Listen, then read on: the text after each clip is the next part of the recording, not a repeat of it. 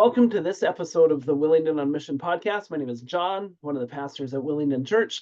And today is the second episode of a short 4-episode series with Johann. Johann, welcome to this episode. Thank you for having me here. So for those of you who caught last week's episode, we were talking about Ukraine. Johann was just recently in Ukraine, and we only got partway into the story. So I would love for you, Johann, to fill in some more details around what are some of the ministries, particularly in southeastern Ukraine, which, as we talked about last time, is kind of the historical birthplace of the it's the historical birthplace of the Mennonite Brethren movement, but also in the recent decades, there's been a resurgence of a Mennonite Brethren presence there. And so just give us a glimpse of what you experienced and some ways that we could pray too. Yes, glad to. I will say about things that we no longer have, which we still have there, and which have recently been started. So when you approach Zaporizhia coming from Europe, from Germany, you have to cross a huge water dam, and that dam has taken a lot of hits when Russian forces have tried to stop electrical production there. So it's a miracle the dam is still standing, but you enter the city through I did videos through signs, lots of signs of devastation. You have to know that Zaporizhia is 20-30 kilometers away from the front lines, and no air raid alarms, sirens can save you from the hits, because the hits come before the air raids are noticed or warnings are out. So all kinds of places in the city have been damaged. I've had a succession of meetings. I was there 2 nights, a full day, Friday. And during Friday, it went like hour-by-hour meetings with different people, which was by itself very valuable, but also quite emotional. But then after a meeting, like half an hour later, I get the call from the person saying, "Are you okay?" Because it was they say it's very loud. It means hits nearby. So bombing is part of it. As we drove to the place outside the city in which Max and Anya now live and minister, the road goes right past the landing strip of the local airport, in which I've landed so many times. It would only be a couple-hour flight from Germany, and we marveled that the terminal building, which is all new, barely finished before the war, that it's still not hit. But 10 days later, it was destroyed by a missile. So it no longer is. So these are the things that are so unsettling. Like you order a meal in a restaurant, you don't know whether you will be able to eat it or finish it. If an air raid siren, if the air raid alarm comes, you have to abandon the restaurant immediately. Sometimes they manage to put the food in the box, but often you just leave. And so that is maybe the backdrop to the whole thing. We're still supporting church in the occupied territories, which I will not name, but we have also completely lost the churches in Molochansk, which used to be called Halbstadt, and areas nearby. 2 buildings that were built as Mennonite Brethren churches from the scratch in our generation already.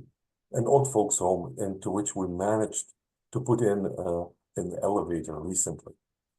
Yeah, it is very hard. And when we think of all the leaders that we had in that region, they lost their homes, their ministries, their jobs, their buildings, and sometimes also their families, because a lot of wives, mothers with children have fled the war, and since they had no place to remain anywhere safe in Ukraine, they are in Germany, and even some have been in our churches. So I met with some who have returned, but others are still around us here. Mm-hmm. Tell us, you mentioned that there are some new ministries that have arisen during the war. Tell us about those. The ministries, there's liquidity around everything in the war because everything remains unpredictable. And there have been optimistic phases. Now is one where Ukraine is clearly under pressure.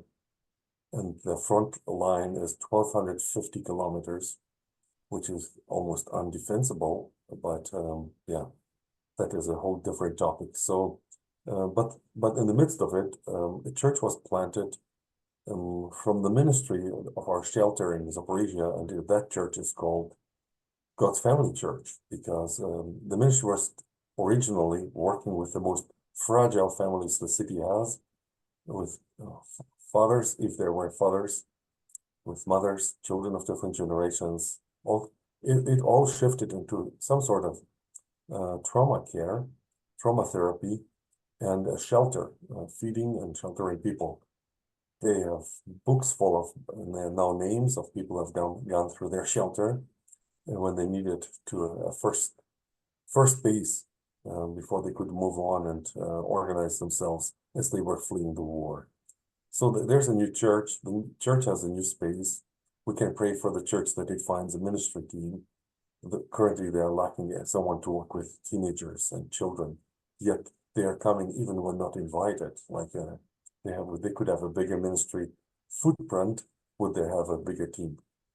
And then there's the other ministries and across Ukraine. There's also a church that was largely started with internally displaced people in Vinnytsia, which I mentioned in the middle of the country, but also then one in Kiev.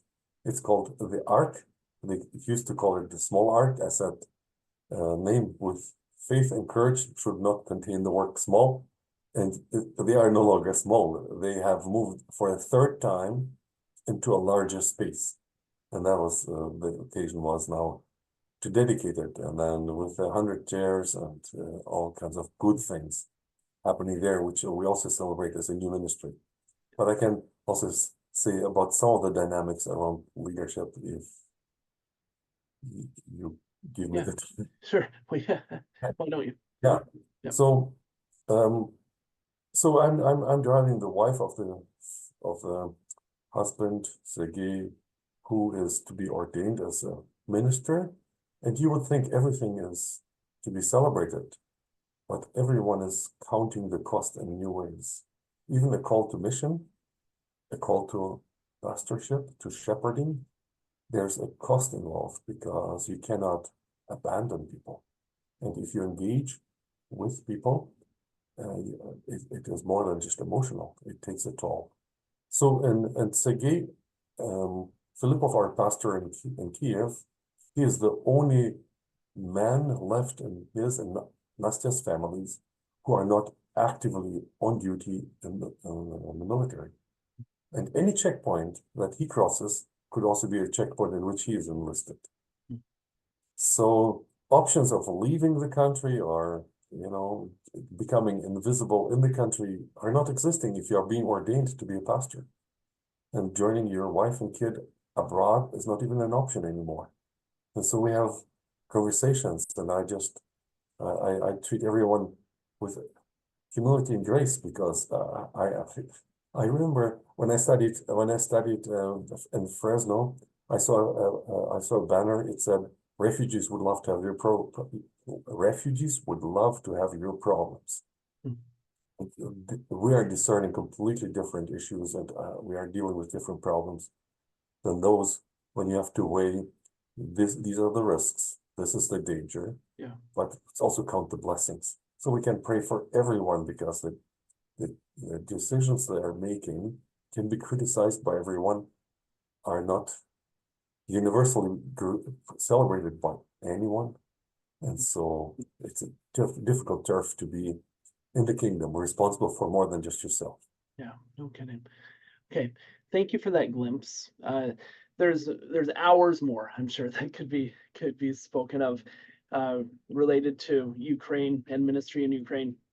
But we're going to cut it off for now. And I would encourage you, for those of you who are watching and listening, to spend some time right now praying for Ukraine, if you would, praying for the leadership, praying for the nation. whatever you feel the Holy Spirit prompting you to pray. I would also like to tell you, listeners, that you wouldn't know this, but one of Willingdon's mission investments is to provide financial support to the Ukrainian Mennonite Brethren Conference, and so we're invested in seeing the ministry of the Lord move forward in this particular nation. So, Johann, thank you for giving us this glimpse, and we appreciate you, and God bless you.